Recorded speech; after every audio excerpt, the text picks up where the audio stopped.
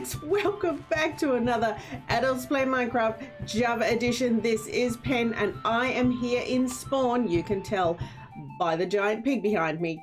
I'm here today to build some shops. Yes, it's well past time that I had a shop, and I have claimed this entire block for my shops. And you might think, well, that's a bit greedy, Pen. Well, in my defense, I am building 8 shops, one for each of the members of the Mythic Exiles and 2 spares that goodness knows what we will do with, but we will do something with. So that's my justification for taking up this entire block.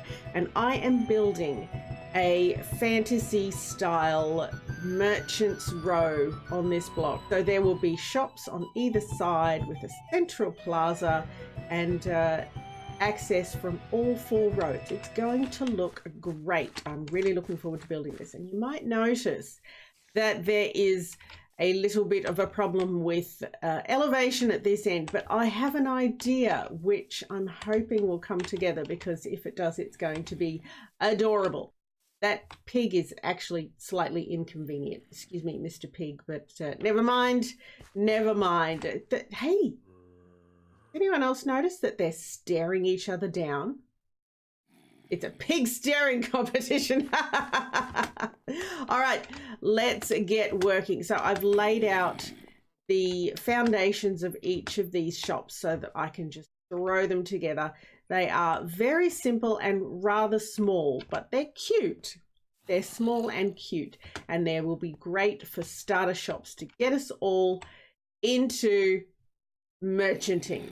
So let me lay down some blocks and I will be right back.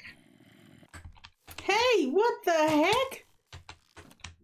Gosh, where did you come from? You dead punk. I just killed a bunch of these guys a few minutes ago with picks, and now they're invading my shop. Shoo! Oh God, there's more of them. No, no.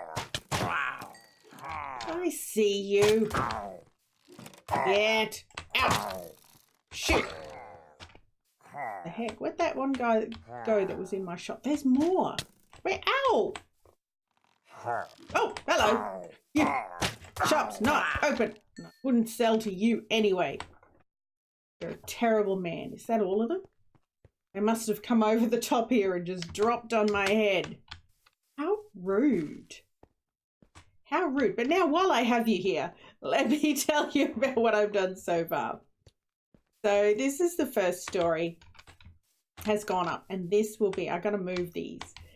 This will be the plaza between the shops, and they will sort of lean in together and fill up that sky nicely. But inside, they're quite tiny, as you can see. But, you know, this is more than enough for a starter shop. You've got room for chests, and you have this adorable little mezzanine up here where you can put some chests and things for sale. And I've got to put ladders on the other side. So, yeah, it's coming along quite well. It's quite slow. I'm just sort of listening to streams in the background while I build these things. But, yeah, all looking good, as long as I don't get any more pillagers coming to visit. Gee. Well, that took longer than planned because I completely stuffed it. Had to rebuild all of the frontage and some of the sides, but the basic building is now put together. And I know it looks a little blocky and strange at the moment, but that's because we don't have our gorgeous roofs on.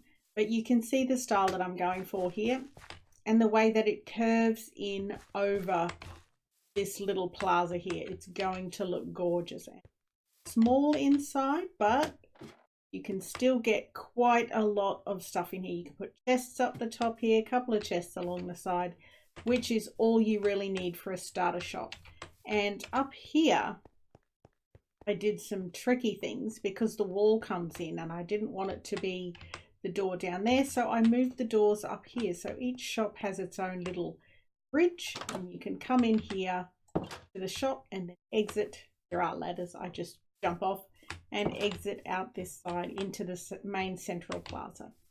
So very happy with how it's coming along. Now I think it's time to sleep, and then I need to get these roofs on and then start decorating. And they are done. Oh my gosh, my friends, those roofs were murder. They were absolute murder.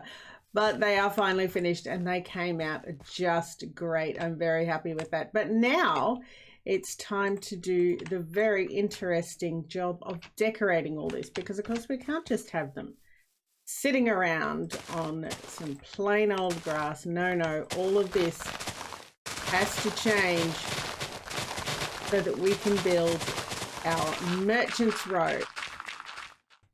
Well, my friends, we are done and decorated. Merchant's Row is complete. Oh, what? Oh my gosh.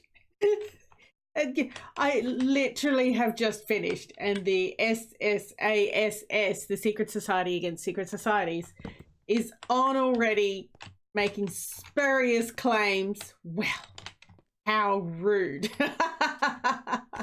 Let me give you a little tour around the place. So every shop is the same. Very small inside, but we have these little mezzanine floors where you can put goods. And out the back here, a little bridge over to the top road. We have an unfortunate merchant who had, well, he didn't pay his guild dues. So he has been terminated with extreme prejudice. Also, his llamas were driving me crazy. But we have this little bit out the back here, which I love, which is a sort of a grimy back alley underneath the bridges, with a little bit of wood stored. And then we have the main central plaza of the row. Some nice flower beds. This is my shop over here, Murder Bows. I know you all know that name, and I have stocked it, but I have not got prices on anything yet. But these are, of course, top tier pen patented murder bows. And up here we're selling fishing rods. Very important. And I've got some lovely little decorations up here. So that's it, and nothing up here except a table and a nice flower. But for a beginning shop, they're great because you can throw a couple of things in here and they're already made. So I'm hoping that people will get in and start using them. And then we've just done a little bit of decoration along the side, kept a very, I like this, I'm very proud of this. This is the, you know, the sort of dirty edges of the street coming in, and then the central plaza is a bit cleaner. We've got a smithing table over here, so a little workshop area for people, and some barrels out on this side just to give it a bit of color and life. So the Middle Ages, not a lot of people realize this, but it was a period of incredible technological and social advances. And you might think, well, are you kidding? But it's true.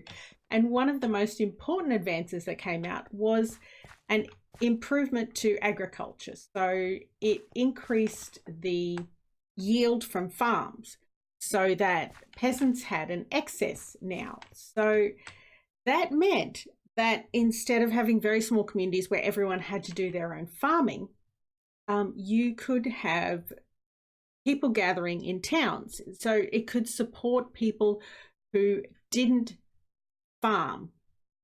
And this was very important because it allowed the rise of craftsmen and merchants and people other than farmers.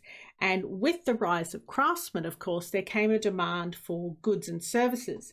And so that led to the rise of the merchant class, and merchants made a huge difference to people because not only did they travel and bring goods and trades, they traveled and they bought news, and they helped spread innovation throughout Europe and Central Asia and all of that sort of stuff.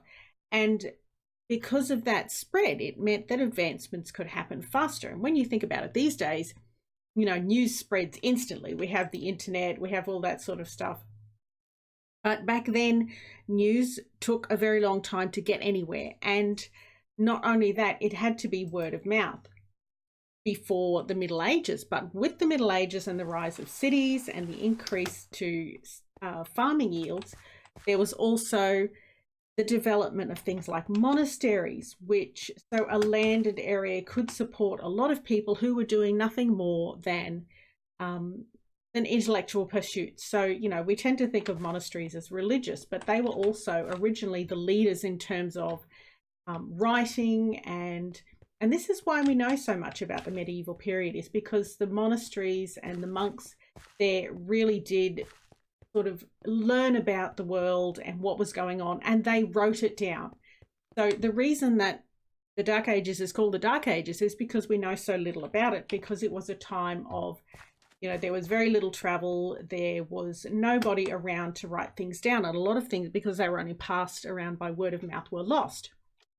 Well, with the Middle Ages and the fact that people traveled a lot more, with the rise of the merchant classes and the fact that they wrote things down, that led to advancements and the spread of advancements, and it really changed the way society worked, because instead of just having your lords and their fiefdoms, their knights, and then the people who were loyal to them, the peasants who worked the land, you actually had this new class of artisans and merchants. And merchants actually became so powerful that, you know, they wielded a lot of clout at court and with kings and princes, because if a king wanted something, he needed to keep on a good side with the merchant. And to do that, he would be encouraged to foster trade with a certain group or a certain country. And that changed the political climate as well. So it's funny to think that such a simple thing as increasing the yield of crops and fields could lead to this social revolution, which introduced a new class of people who didn't so much accumulate power through land, but accumulated power through money. Money, this was the start of capitalism, which is very funny that it comes that far back in society, but it really was, because now people could gather their own power by gathering money, by working for it, whether you're an artisan or a merchant or trading. And that meant that money wasn't just owned by the upper classes and royalty and, you know, the nobility. So with that, it caused this massive change, which eventually led to, you know, the Renaissance and an explosion of art and culture. But it all started in the Middle Ages with such a simple thing as increasing the amount of crop yield that came from farming. So that kind of blows my mind, but it's very cool. So anyway, this is my contribution to the rise of capitalism. I have created 8 little shops here, 1 for each of the Mythic Exiles, and 2 spare that goodness knows what we'll do with, but I'm sure someone will find a use for it. And I'm really happy with how it turned out. It's got a very sort of medieval fantasy feel, with the buildings sort of arching over that central square. And I'm very happy with how it came out, and very colourful. Colour was a very important thing in the Middle Ages. There was none of this, you know, tan and bone. It was bright all the way, brightly coloured. And the more coloured your clothing, of course, the higher your status. So, yeah. Well, I just have to clean up this mess, and goodness knows what I'm going to do with it or how I'm going to get it home. I might actually bury it like some sort of secret treasure, and then I can come back to it later when I need it. Well, I hope you enjoyed that episode. It was a little short episode, but we're kind of coming up to Christmas, and I'm going crazy trying to get everything done in the real world, as well as get this video out. And with that said, I want to say to everyone who's watching, Merry Christmas. I hope you have a lovely time, and even if you're not a Christmas person, you know, if you're sort of not into family and Christmas, and a lot of people aren't, you know, don't feel bad about that. Just enjoy your time. Relax, have a good time. Spend it with people you like. It doesn't necessarily have to be your family. But whatever happens, you have a great Christmas. This will be my last video until the new year. So you have a wonderful Christmas and New Year, my friends. And I will see you in 2020. This is PenPen out. Thanks for watching. Bye.